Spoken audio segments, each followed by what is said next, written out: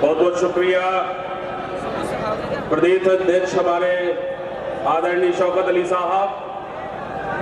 इस सहारनपुर की धरती को, सहारनपुर की आवाम को अस्सलाम वालेकुम, जय भीम, जय भीम। आज सभी सहारनपुर के वासी आदरणीय जनाब असदुद्दीन ओवैसी साहब को सुनने आए हैं।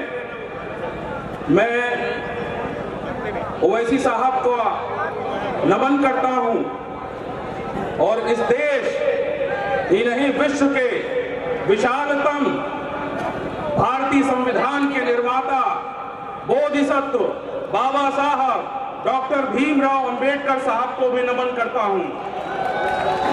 देखो देखो कौन आया, इसमें ओवैसी साहब आ चुके हैं। देखो देखो कौन आया।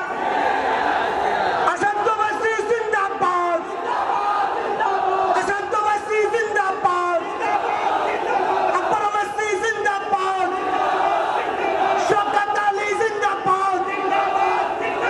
देखो देखो कौन आया, देखो देखो कौन आया, देखो देखो कौन आया, देखो देखो कौन आया, देखो देखो कौन आया।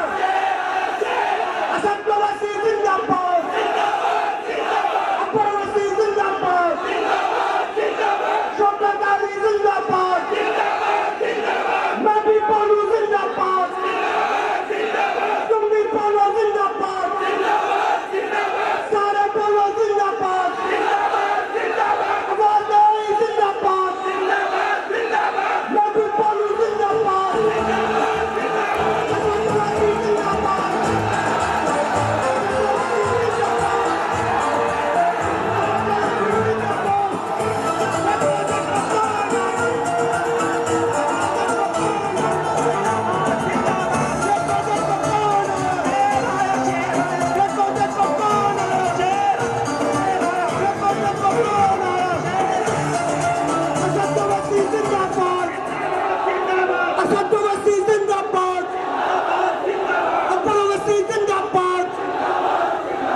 शौकत अली जिंदाबाद, सारे बोलो जिंदाबाद, AIMI जिंदाबाद।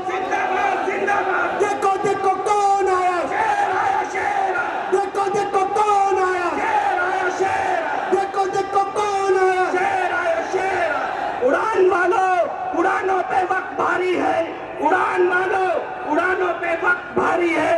परों की नहीं, अब के हौसलों की बारी है और दुआ करो सलामत रहे इसकी हिम्मत।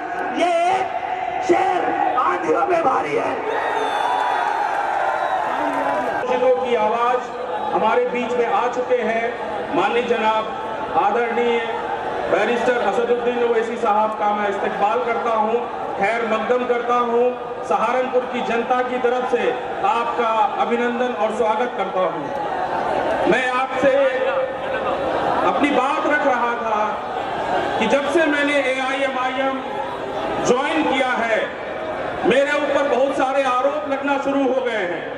लोग ये पूछते हैं कि आप AIMIM के साथ क्यों हैं? तो मैं आज उनको ये जवाब देना चाहता हूं कि इस देश में 1947 के बाद देश का बंटवारा हुआ।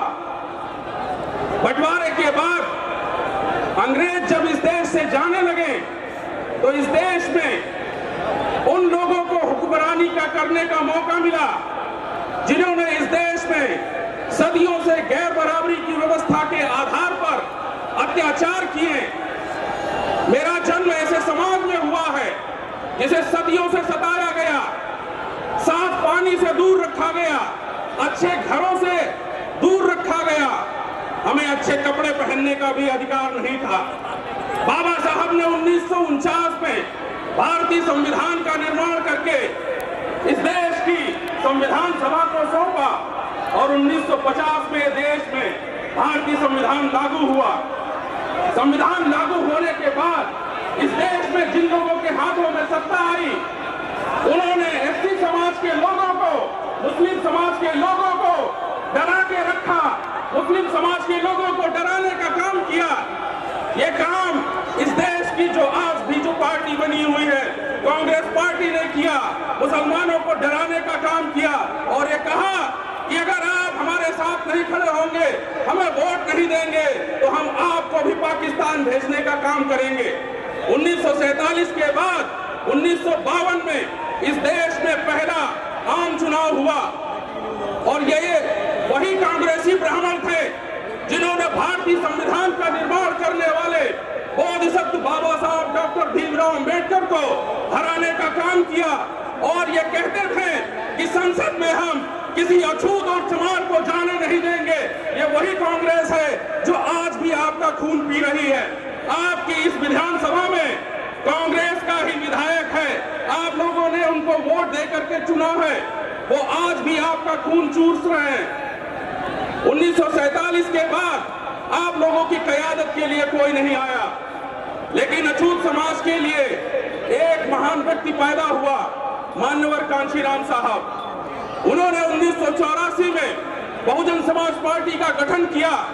बहुजन समाज पार्टी के गठन का उद्देश्य यह था कि इस देश में गरीब, शोषित, वंचित, मजलूम लोगों के लिए आवाज उठाएंगे। इस देश में गैर बराबरी की व्यवस्था को समाप्त करके समतामूलक समाज की स्थापना करेंगे। इस देश में संविधान को पूर्ण रूप से लागू करेंगे ताकि सदियों से वंचित, अछूत कहे जाने वाले लोगों को संविधान के आधार पर मान सम्मान मिल सके। और कांशीराम साहब के साथ मुसलमान तबके ने भी कंधे से कंधा मिला करके उनका साथ दिया और इस प्रदेश में, देश का सबसे बड़ा प्रदेश उत्तर प्रदेश, जिसमें अछूत कहे जाने वाले कांशीराम साहब कहते थे, जब पहली बार सरकार बनी तो उन्होंने कहा कि मैं इस उत्तर प्रदेश में अछूत कहे जाने वाले लोग जिनको सदियों से सताया गया, आज वो शासन सत्ता पे आ गए हैं, मैं आज उत्तर प्रदेश में एक चमारनी को इस प्रदेश का मुखिया बनाने का कार्य कर रहा हूं। ये हमारे लिए गर्व की बात थी। बाबा साहब ने अपने समय में कहा था, ए देश के लोगों, जाओ अपनी दीवारों पर लिखो, तुम इस देश के शासक हो। बहुजन समाज पार्टी की विचारधारा में बदलाव हुआ और 2007 में बहुजन समाज पार्टी की जो विचारधारा रही, बाबा साहब की विचारधारा से दूर होती गई, कांशीराम साहब की विचारधारा से दूर होती गई और नई जो बहुजन समाज पार्टी 2007 में इस प्रदेश में सोशल इंजीनियरिंग के नाम पे आई और ये कहा गया कि सोशल इंजीनियरिंग के नाम पर जो सरकार बनी है वो ब्राह्मणों के द्वारा बनाई गई है। क्या आप इसको स्वीकार करते हैं? क्या 2007 से 12 में बहुजन समाज पार्टी को मुसलमानों ने वोट नहीं दिया था? दिया था। क्या एससी समाज ने बहुजन समाज पार्टी को 2007 में वोट नहीं दिया था? ओबीसी के समाज के लोगों ने भी बहुजन समाज पार्टी को 2007 में वोट दे करके जो है शासन सत्ता पर बिठाया। लेकिन 2007 के बाद से परिस्थितियां बदली और नए नए नियम और कानून लाए गए बहुजन समाज पार्टी से, जो बहुजन समाज की जातियों के लिए ही अहितकारी साबित हुई। उसी दौरान मैंने आदरणीय ओवैसी साहब के विचारों को सुना।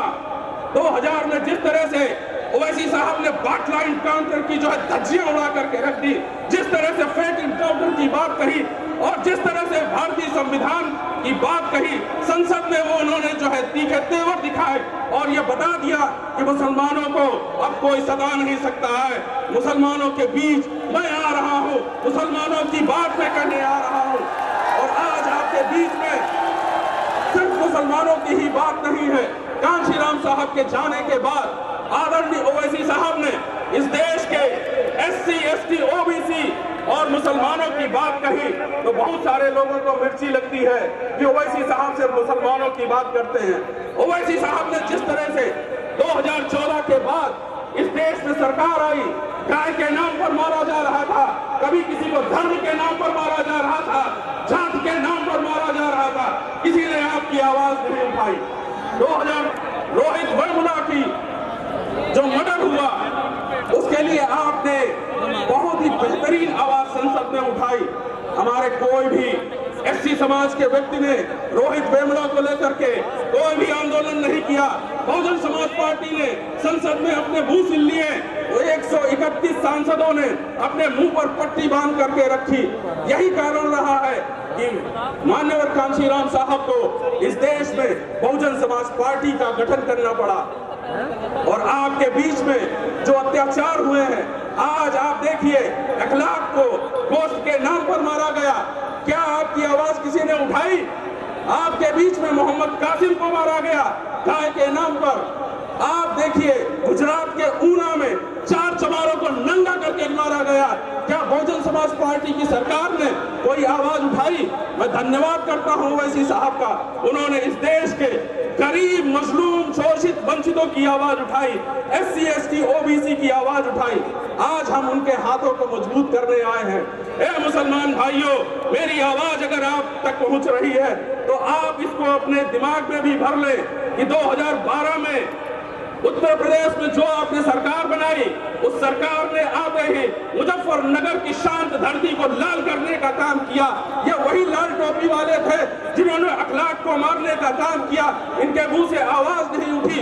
ये समाजवादी पार्टी के जो दरी बिछाने वाले लोग हैं, समाजवादी पार्टी के जो चपरासी लोग हैं, जो दरबारी लोग हैं, वो आपको बहलाने का काम करते हैं। उन्होंने आपको बहुत बहलाया, बहुत फुसलाया। अब वक्त आ गया है उनको जवाब देने का कि हम लाल टोपी के साथ नहीं, इस देश के हरे रंग के साथ खड़े हैं। हम पतंग उड़ाने की बात कर रहे हैं, टूटी साइकिल चलाने की बात नहीं कर रहे हैं। बहुत बहुत शुक्रिया, आपने मेरी बात सुनी और इस सम्मेलन में आप सब शामिल हुए।